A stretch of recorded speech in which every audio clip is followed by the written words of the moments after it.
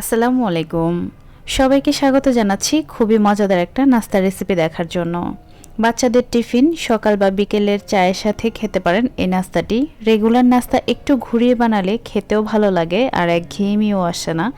ঘরে থাকা উপকরণ দিয়েই নাস্তাটি তৈরি করতে পারবেন। তাহলে চলুন মূল রেসিপিতে। এই নাস্তাটি তৈরি করার জন্য এখানে আমি 1 কাপ পরিমাণ আটা ব্যবহার করছি। আপনারা চাইলে আটা বা ময়দা যে কোনো একটা ব্যবহার করতে পারেন। 1 চা চামচ দিয়ে দিচ্ছি লবণ আর 1 টেবিল চামচ পরিমাণ দিয়ে দিচ্ছি সয়াবিন তেল। এখন সব কিছুকে খুব ভালো মতো মিশিয়ে নিতে হবে। এরপর দিয়ে দিচ্ছি হালকা গরম পানি, আঙুল ডুবিয়ে রাখা যায় এরকম। এখানে প্রায় আমি হাফ কাপের মতো পানি নিয়েছি, সম্পূর্ণ পানিটা আমার লাগেনি, 1 টেবিল চামচের মতো প্রায় ছিল। নর্মাল রুটি বানানোর জন্য যে ডোটা তৈরি করা হয় সেভাবে একটা ডো তৈরি করে নিয়েছি। এখন আমি এটাকে লেচি কেটে নিচ্ছি। আমার এখানে 1 কাপ আটায় 5টা লেচি হয়েছে। এগুলাকে এখন আমি ঢেকে রেখে দিব যাতে করে ডোটা অনেক সফট হয়, রুটিটাও সফট হয়। রান্নার পরবর্তী ধাপে চলে যাচ্ছি। প্যান গরম করে এখানে 2 টেবিল চামচ পরিমাণ সয়াবিন তেল দিয়ে এর মধ্যে একটা তেজপাতা আর 1 চা চামচ পরিমাণ দিয়ে দিচ্ছি পাঁচফোড়ন। পাঁচফোড়নগুলোকে সুন্দর মতো ভেজে নিতে হবে আর এটা ভাজা হলে কিন্তু খুব সুন্দর একটা ঘ্রাণ আসবে। এখন আমি এর মধ্যে দিয়ে দিচ্ছি কিউব করে কাটা পেঁয়াজ। এখানে আমি একটা বড় সাইজের পেঁয়াজ নিয়েছি। এরপর দিয়ে দিচ্ছি 1 কাপ পরিমাণ কিউব করে কাটা আলু। 1 চা চামচ দিয়ে দিচ্ছি লবণ, হাফ চা চামচ হলুদ গুঁড়া আর হাফ চা চামচ দিয়ে দিচ্ছি ধনিয়া গুঁড়া। এখন আমি এগুলোকে খুব ভালো মতো মিশিয়ে দিচ্ছি। এখানে আপনার প্রয়োজন অনুযায়ী ঝাল অ্যাড করে দিবেন, কাঁচামরিচ বা শুকনো মরিচের গুঁড়া। আমি ঝালটা একটু পরে অ্যাড করব।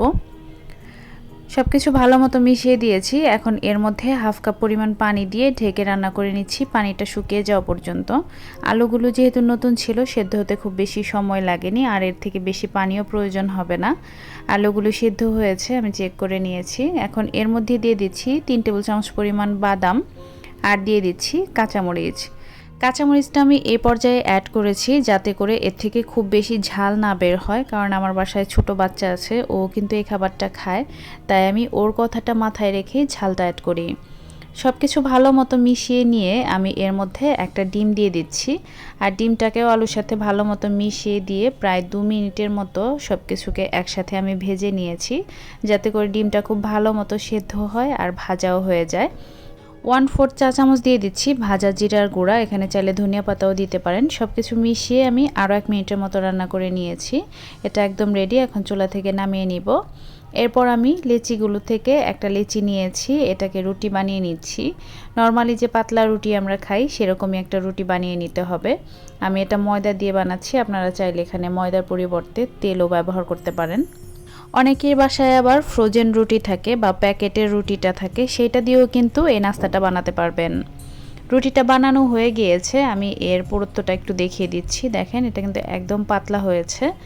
এখন আমি এর মাঝখানে আগে থেকে তৈরি করে রাখা পুরটা দিয়ে দিচ্ছি আর এগুলো দিয়ে একটু চারকোনা টাইপের করে দিবেন, কারণ আজকের নাস্তাটা আমি একটু চারকোনা সাইজের করব।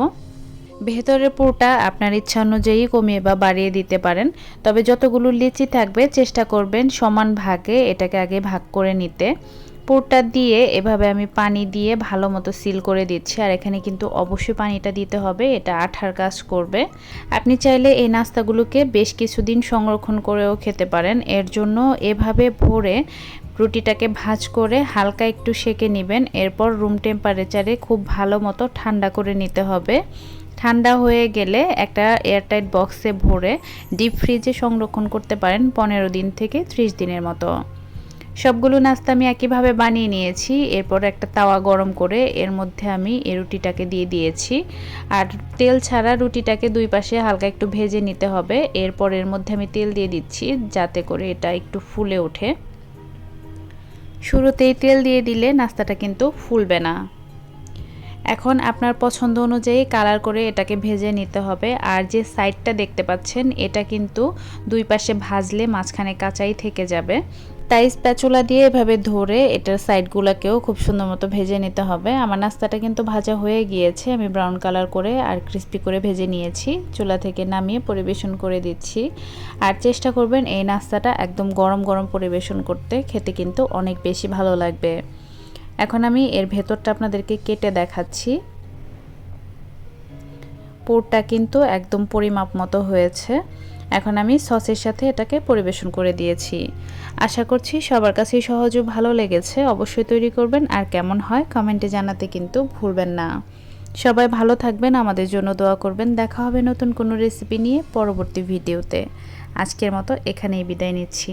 আল্লাহ হাফেজ।